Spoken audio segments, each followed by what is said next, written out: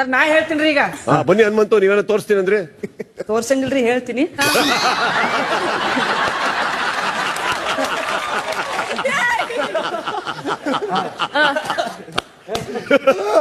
Ayyappa.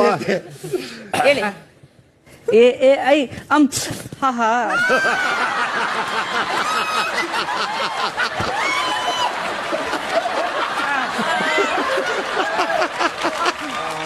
Maybe first night room.